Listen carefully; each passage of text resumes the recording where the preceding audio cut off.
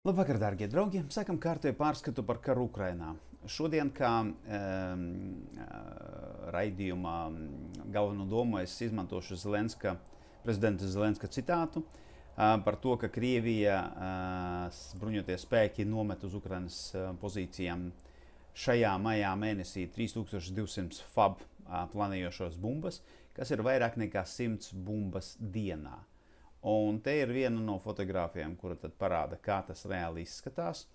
Un te mēs redzam, ka tā ir tāda meža grēda. Es viņu parādīšu tālāk prezentācijā, kur tā šī specifiskā vieta ir. Mēs redzam, cik precīzi Krievijas gaisa spēki ir spējīgi šobrīd nomest šīs bumbas. Un tās atstāja ļoti, ļoti spēcīgu efektu. Gan fizisku, gan arī psiholoģisku uz tiem karavīriem, kurie aizsargā šīs pozīcijas. Tāpēc, ko darīt Ukraiņiem? Ukraiņiem ir vajadzīga pretgaisa aizsardzība. Pretgaisa aizsardzība, kas neļaus Krievijas aviācijai tādā veidā bombardēt Ukraiņu armijas pozīcijas. No vakardienas palikušās ziņas ātri pastāstīšu. Ziņu patiesībā ir ļoti daudz, nāk no visas tādām pusēm. Kas tagad ir interesants pēc manām domām. Pirmais ir F-16. To, es domāju, jau visi zina. Pirmie ukraiņu piloti pabeiguši F-16 apmācību ASV dodas uz nākošo kārtējo, jāsaka, sagatavošanas apmācību. Cik tad mēs gaidīsim, kad tie F-16 beidzot parādīsies Ukrainā? It kā laiks jau ir pienācis. Interesants ziņojums no ASV, kur Pentagons izteica rekomendāciju Ukrainas militārai vadībai pāriet uz Amerikas laiku. Lai tad attiecīgi, kāpēc? Paskaidrošu tad cilvēkiem, ko tas nozīmē. Katru dienu kaujas operācija jums ir noteiktais cikls, kad jums ienāk ziņojumi par notiekošo kaujas laukā, jūs veicat plānošanas operācijas, jūs veicat plānošanas darbības, jūs veicat koordinācijas darbības un jūs novadat komandieru brīfingus. Šobrīd, kā jūs saprotat, starp ASV un Ukrainu ir pietiekoši liela laika starpība. Lai sinhronizētu šos te abus divus ciklus sekošanas operācijai un operāciju vadībai, amerikāņi iesaka sinhronizēt šos laikus. Kāpēc viņi to dara? Mana tāda aizdoma ir, ka amerikāņi arī ir iesaistīti šajās operācijās, un viņiem arī ir zināmā teikšana par to, kas notiek Ukrainā. Bet kā notiks tālāk, to mēs redzēsim. Tad ir ziņa no Spānijas. Pozitīva ziņa no Spānijas. Viņi pieņēma lēmumu iedot Ukrainai 1,1 miljardu eiro.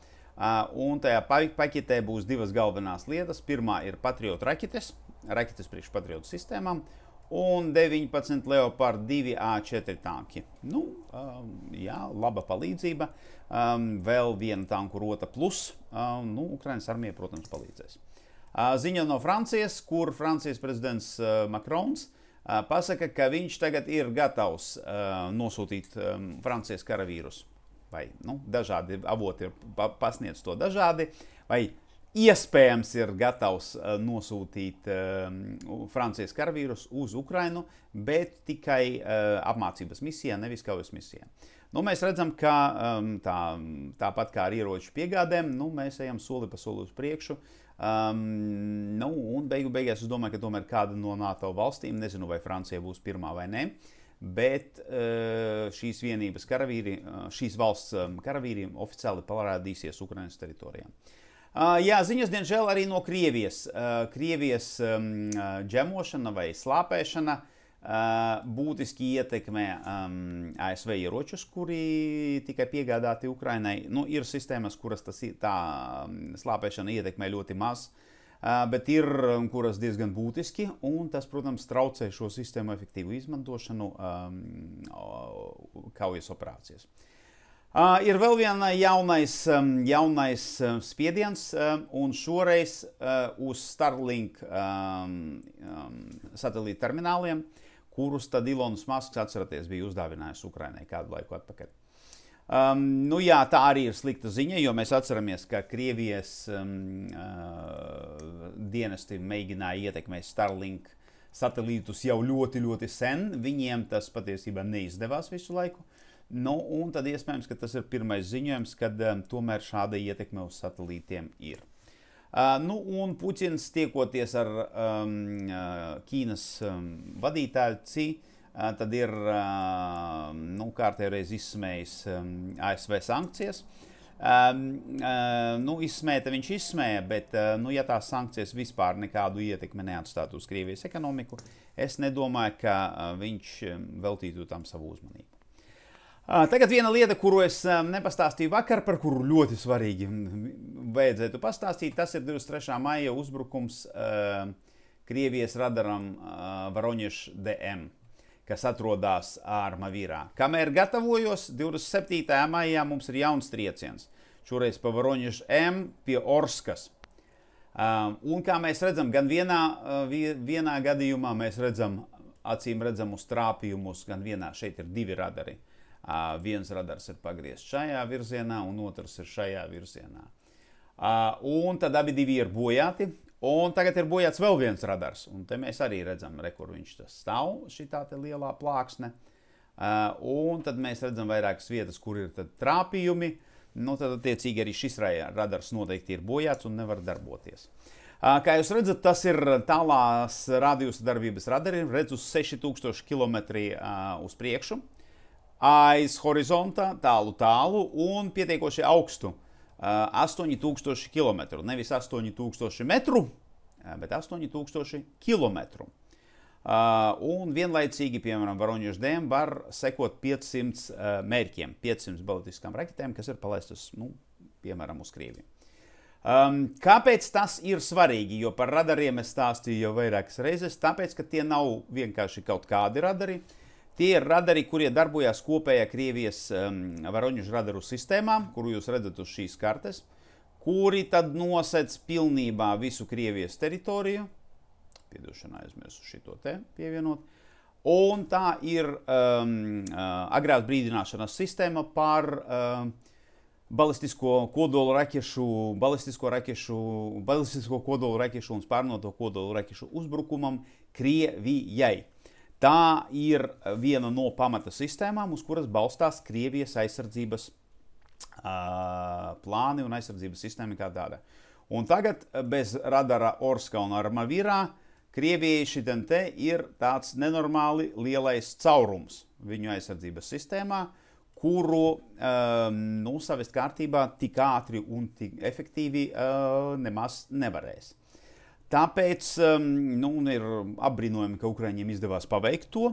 Vēl apbrīnojamāks ir tas, ka Krieviem neizdevās pasargāt šos te ārkārtīgi dārgos un ārkārtīgi svarīgos priekš Krievijas aizsardzības sistēmām radarus, un Ukraiņi tos ir iznīcinājuši. Ja tā turpināsies, tad visdrīzāk, nezinu, vai Ukraiņiem izdosies sasniegt šos te radarus, iespējams arī šo, bet šitie te atlikušie trīs, kas skatās uz Eiropu, noteikti ir viņu sasniegšanas, viņu ieroču sistēmu sasniegšanas attālumā. Tā kā skatīsimies, kā attīstīsies šī situācija, un arī skatīsimies, vai Krievijai izdosies salabot šos te radarus, un kad tad viņi paziņos par to, ka sistēma atkal ir operacionāla. Tagad par vakardienas Zelenska ziņojumu par 70 000 karavīru par uzbrukumu Sumu reģionā un šausmīgo video. Ko mēs redzam šodien? Šodien patiesībā mēs neko īpaši daudz neredzam. Vienīgās lietas, un tad attiecīgi, šī ir tad karte, šī ir atklāto uguns un ugunsgrēku karte starp Harkivu un Belgoradu. Tātad Ukrainas robeža mums ir šitam te. Ko mēs te redzam? Mēs te redzam pirmais. Kaujas pie Lipci. Nelielas, tad redzam sadursmes tur nav tik intensīvas kā Vovčanskā. Vovčanskā kaujas iet smagas. Un šī te garā desa, tie ir Ukraiņu spēki, un Ukrainas armijas artilērija, kura tad atbalsta kaujas Vovčanskā. Diemžēl te mēs redzam spēcīgus Krievijas artilērijas un aviācijas triecienus šajā virzienā.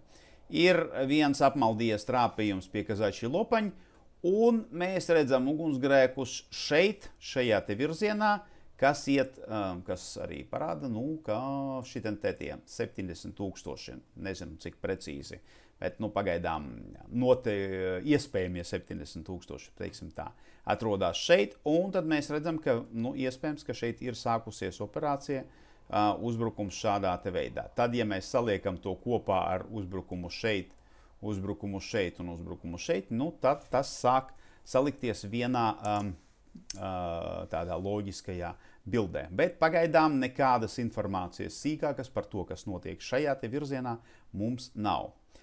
Ir vēl viena ļoti laba, vakar bija viena ļoti laba diena, ļoti labs datums.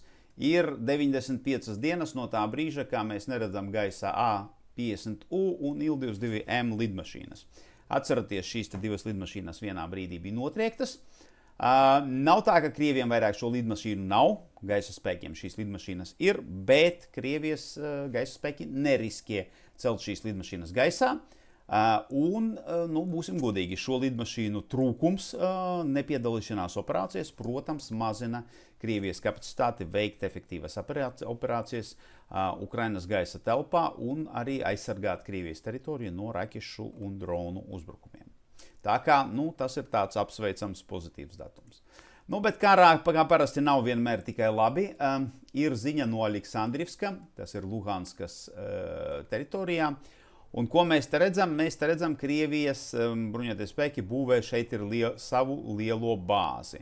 Šeit mēs redzam, viss ir tukšs. Šeit mēs redzam, viss ir pietiekoši apbūvēts, un mēs redzam, ka bāze šeit veidojas un veidojas diezgan ātri. Kāpēc šāda bāze Krievijai ir vajadzīga? Tāpēc, ka lielo vienību izvietošanas vietas viņam atrodas tikai Krievijas teritorijā. Un ir ilgi un sarežģīti kaut ko pārsviest no Krievijas teritorijas uz fronti Ukrainā. Tāpēc arī tika veidota bāze pie Luhanskas, lai tad tur arī veiktu spēku koncentrāciju turpmākiem uzbrukumiem Ukrainai. Protams, viņi kļūs par mērķi, bet, nezinu, acīm redzot, Krievijas pretgaisa aizsardzības spēki uzskata, ka viņi varēs aizsargāt šo te bāzi. Es domāju, ka tā nav pirmā, iespējams, ka tā ir pirmā, bet tā noteikti nav pēdējā bāze. Es domāju, ka tādas bāzes Ukrainas teritorijā, būvniecības uzsākšanu šādām te bāzēm mēs vēl redzēsim. Hersonas virziens atkal ir stāsts par Kazači Lahiri, bet, un tad jā, kas tad notika ar šo te karogu un cik tad daudz Ukrainas spēku šeit ir. Apstiprinājuma nekāda nav, bet lielākā daļa analītika pasaka, ka Ukrainas spēki tomēr kontrolē šo rajonu. Pie tā pagaidām arī paliksim, kamēr mums neatnāks jauna informācija, kura to apstiprina vai noraida. Zaparīžie.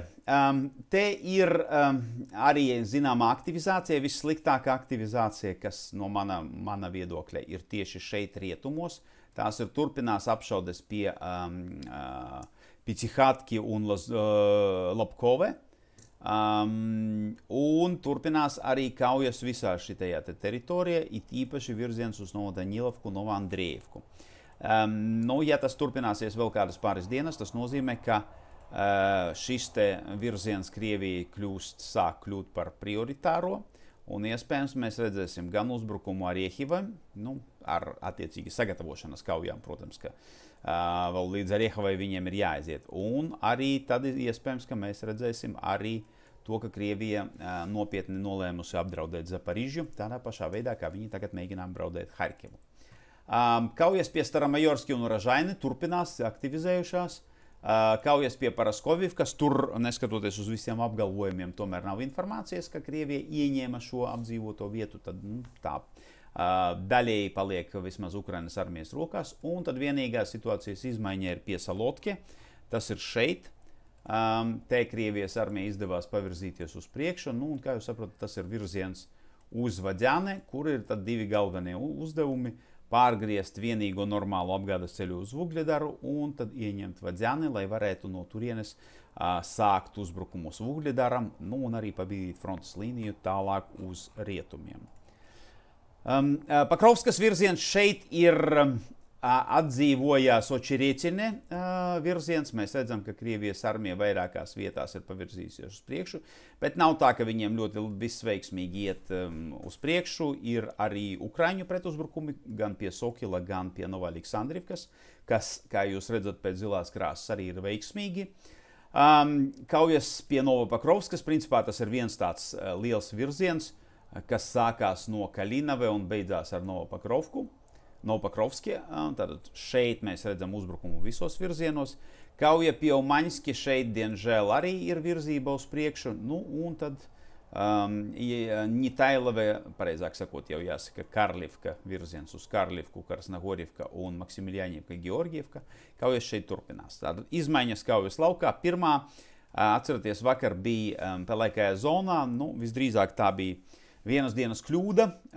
Šo teritoriju tomēr kontrolē Krievijas armija. Un te mēs redzam atsācies uzbrukums. Un it kā izskatās tāds maziņš un smieklīgs un tieviņš plāniņš, bet tā ir kārtējs mežs, pa kuru tad Krievijas armija šeit arī virzās uz priekšu. Un tad visdrīzāk to, ko mēs redzēsim, ja viņus neapturēs, viņu virzība uz priekšu būs aptuveni šāda. Nu, un šis te uzbrukums kombinēsies ar uzbrukumiem no dienvidiem, kā arī ar otru flanga uzbrukumu no austrumiem.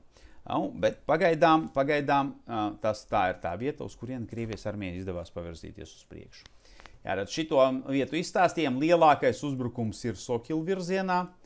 Te ir diezgan lielu teritoriju Krievijas armijai izdevās atgūt, un šī ir tā teritorija, kur Ukraiņiem izdevās atgūt teritoriju. Tad pirmkārt viņi atguva šo ceļu krustojumu un daļu no dzelzceļa, kā arī izdevās viņiem pavirzīt pabīdīt prom Krievijas armiju no šī ceļa. Vienlaicīgi ar to arī bez skaļām kaujām un bez kaut kādiem paziņojumiem, bet mainījās arī situācija pie pašas Novaļiksandrivkas. Tagad Novaļiksandrivka ir pilnīgi Ukrainas armijas rokās, un tas ir apstiprināts. Bet saprotams, ka tas ir tikai šī brīža ziņojums. Protams, ka kaujas šajā virzienā turpināsies. Un tad pilnībā parādīt to uzbrukumu uz Sokilu. Šeit ir tad divi virzieni uzbrukuma. Viens bija šeit un otrs bija šeit. Un tad mēs redzam, ka te uzbrukums bija veiksmīgs. Uzbrukums uz Novopakrovski nebija veiksmīgs, bet skaidrs, ka tas viss ir daļa no viena lielā plāna. Pie Umaņskie vakar, atceraties, tikai ieņemta pēdējā rietumdaļa Umaņskie, un tagad Krievijas armija izņēma visu to pelēko zonu līdz upītei, kā arī mēs redzam, ka viņi ir uzsākuši savu virzību uz ziemeļiem. Un kur tad tie ir ziemeļi? Ziemeļos atrodas Novopakrovskie, un tālāk uz ziemeļrietumiem atrodas Novosjoļivka Perša. Tā kā jūs redzat, visas šīs kaujas, visas šīs apdzīvotās vietas ir savstarpēji saistītas. Časivjara virziens, te mēs redzam smagas kaujas Časivjara Kaļiņivkas virzienā un arī situācijas izmaiņu pie Kaļiņivkas ziemeļiem. Klišēvkā mēs izmaiņas neredzam. Tātad sākam, Časivjara. Šeit kanāla virziens neko jēdzīgu analītiķi nekur nav paskaidrojuši, un nekādas jaunas informācijas par to, kurš tad kontrolē ko šajā te pelēkajā zonā patreiz nav. Tāpēc pagaidām atstājam robežas tādas, kādas tās ir. Redzēsim, cerēsim, ka atnāks kaut kāda precīzāka informācija, kurai tad arī varēs ticēt. Pie Kaļiņivkas mēs redzam, ka Krievijas armija izdevās pavirzīties uz priekšu šeit. Kāpēc mēs to zinām? Tāpēc, ka ir kā minimums 3 geolocētie dronu triecieni ar video, kuri tad parāda, ka Ukrainas armija sit pa šīm te pozīcijām, un attiecīgi skaidrs, ka tur ir Krievijas armija. Ko tad Krievijas armija šeit mēģina izdarīt? Pirmkārt, ko viņa te neizdarīja? Viņa mēģināja virzīties uz Kaļiņivku, un te viņus, un te viņus tālāk nekur nelaida. Kas nozīmē, frontālie uzbrukumi šeit nestrādās.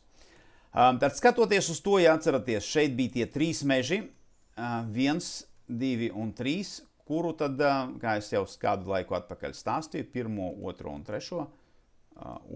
3, kurus tad, ja jūs gribat gūt panākumus šajā virzienā, jums ir jākontrolē. Visdrīzāk tas, ka tagad notiek, mēs redzam tagad, ka Krievijas armija mēģina aplenkt Ukraiņu pozīcijas, kas atrodas šajā te mežā, un piespiest Ukraiņus atkāpties no meža uz Grigorjevku.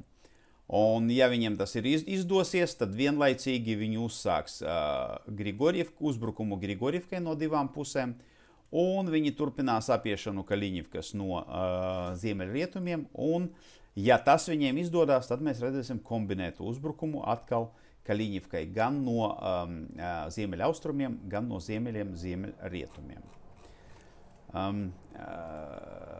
Severskas virziens šeit galvenā kauja ir pie Bielogorjevkas. Mazliet skaidrāk palika, bet patiesībā līdz galam ne, un informācijas maldinošas izskatās, ka daudz. Galvenā no tām ir ziņa par to, ka notiek kaujas pie Grigorjevkas kaut kur. Paskatāmies tad uz detalizētākas schēmas. Grigorjevka ir šeit. Ja kauja notiek te, tas nozīmē, ka Krievijas armijai vajadzētu aiziet līdz šejienei, kas automātiski nozīmē, ka Bielogorjevka ir ieņemta un Ukraiņu spēki šeit ir iznīcināti. Tas neatbilst patiesībai, tāpēc visdrīzāk te ir kaut kādas diversijas grupas, kuras tad mēģina imitēt kaut kādu uzbrukumu Grigorjevkai. Kas tomēr apstiprinājās tas, ka Krievijas armijai izdevās ieiet Bielogorjevkas centrā, bet, kā es jau teicu, tā ir ļoti ievainojama pozīcija, kur tad noturēt, kuru riktīgi bez šitiem trim kalniem neizdosies. Vēl tad ir parādījusies informācija, ka arī šeit Krievijas armija gar Terikonu uzbruk uz priekšu. Nekādas jaunas informācijas un apstiprinājumu par šīm te divām pelēkām zonām. Viena, kur it kā pavirzījās uz priekšu Ukrainas armija, otrā Krievijas armija, nav. Tāpēc, pieņemsim to, ka visdrīzāk tā bija, es negribu teikt maldinoša informācija, bet pāragri iesniegtā informācija, kad aizgājot uz priekšu un ieņemot kaut kādu pozīciju, to vienkārši neizdevās noturēt un nācās atkāpties atpakaļ.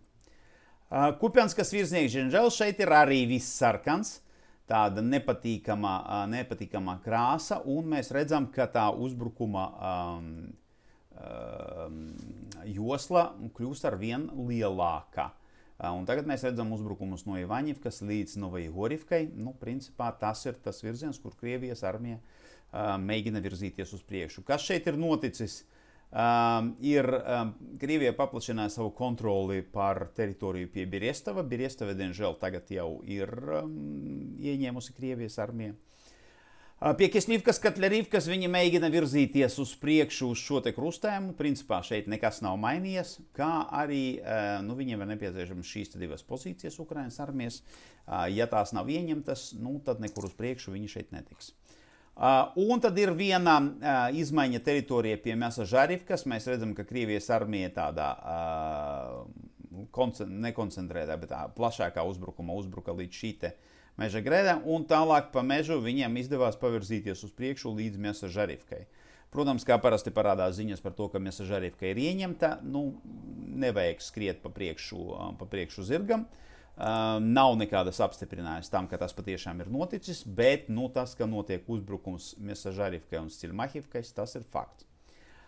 Vēl viens, ja mēs paskatāmies uz kaujām, vēl viens punkts, ko gribētos minēt, ir tas, ka, ja Krievijas armija ir ieņēmusi Berestove, kā tagad arī izskatās, viņi ir pāri Žeribets upei. Žeribets upē mums iet aptuveni šeit. Šīs visas apdzīvotās vietas ir uz Žeribets upei, tās ir tās aizsardzības pozīcijas, ko Ukrainas armija šeit notur. Un, ja Krievijas armija Berestovu ieņemta, un tad viens no iespējamiem viņu darbības variantiem, viņi var sākt virzību uz Lazove, un viņi var sākt virzību garu upi, uzbrukot pēc kārtas Stelmahivkai, Mesažarivkai, Andrievkai, kas kombinācijā ar uzbrukumu no austrumiem, tad nostādīs šīs te pozīcijas diezgan neizdevīgā situācijā. Tāpēc šeit tas ir sarežģīta situācija, un kā mēs atceramies šajā virzienā, tad tā skaitā šajā virzienā ir jaunie komandieri Krievijas armijai, tad iespējams, ka viņi mēģina sevi pierādīt. Jā, tagad ātri par to, kas notiek pie Harkivas virzienā. Šeit mēs redzam, ka Ukrainas armija izskatās, ka darbojas diezgan aktīvi un efektīvi. Mēs redzam, ka ir virzības uz priekšu gan Vovčanskā, gan Lipci virzienā. Visdrīzāk skaitliskais pārsvars šeit sāk iedarboties, bet mums ir vēl viens faktors. Šis faktors saucās Krievijas armijas lidmašīnas, kuras mēs redzam gaisā, un kā es laikam neatceros, stāstīju vai nestāstīju vakar, viena ļoti negatīvā lieta no šīs te frontes puses ir tas, ka nav ziņojumi par notriektām Krievijas armijas lidmašīnām šajā virzienā. Tās ir ārkārtīgi slikti. Kāpēc? Tāpēc, ka lidmašīnas dara šo te. Šis ir FAB uzbrukums pa vienu konkrēto meža stigu, meža josliņu, kur tad mēs redzam, ka 4 bumbas ir uzliktas precīzi uz to mežu, tur, kur viņas arī tika tēmētas.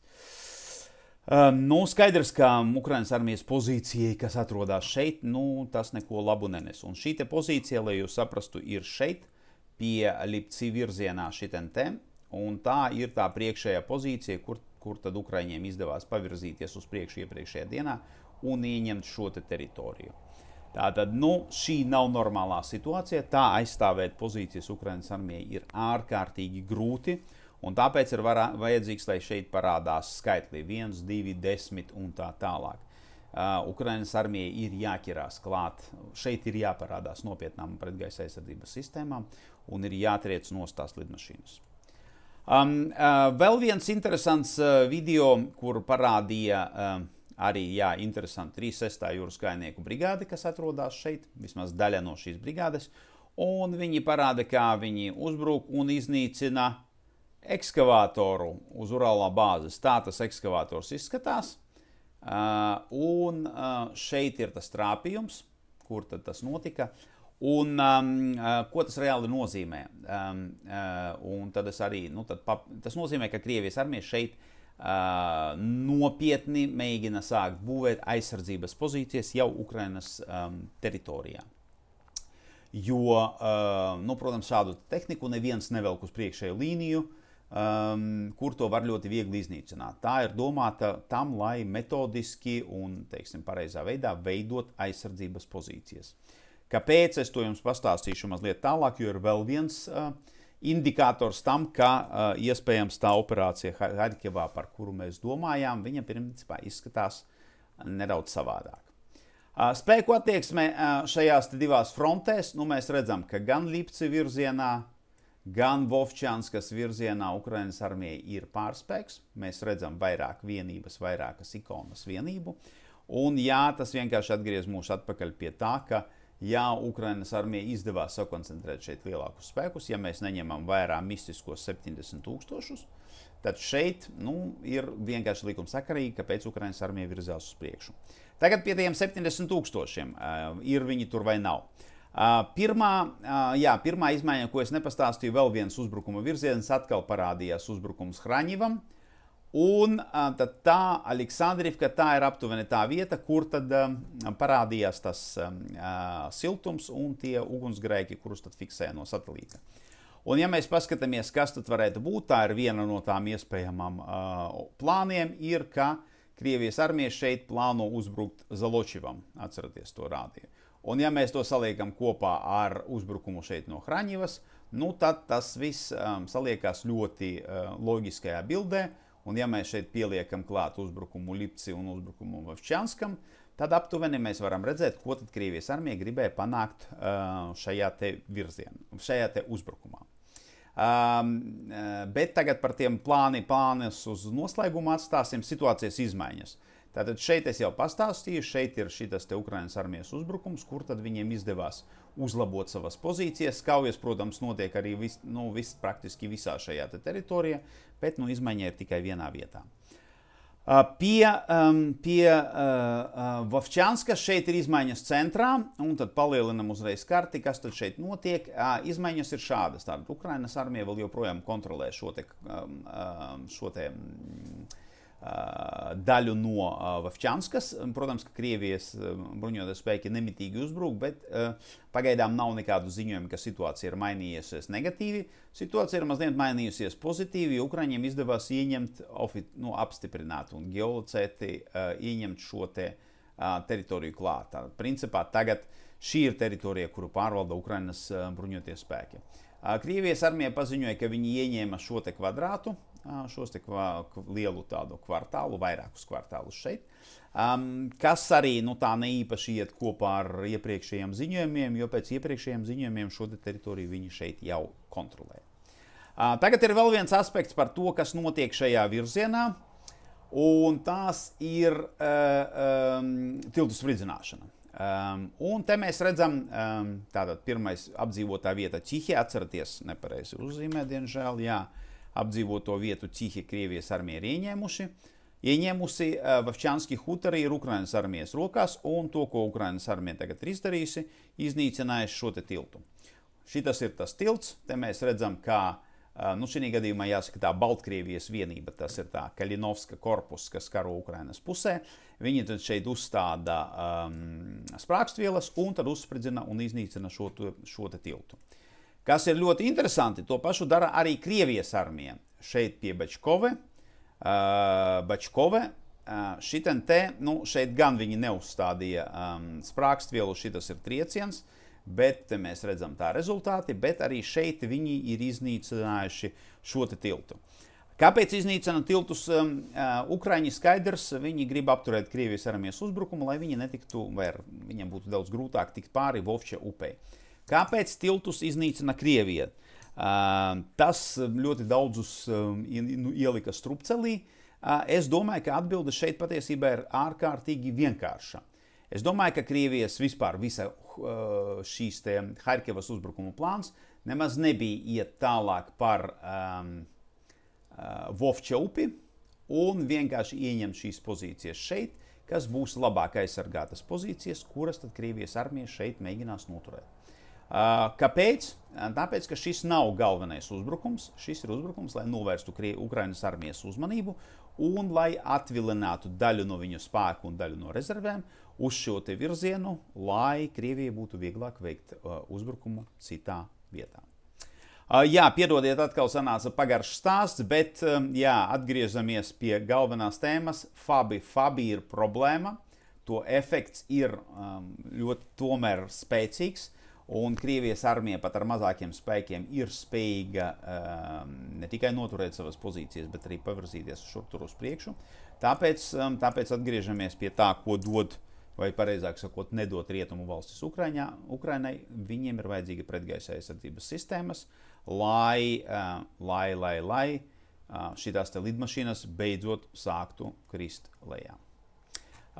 Jā, tas šodienai man ir viss. Paldies par jūsu uzmanību un līdz rītam!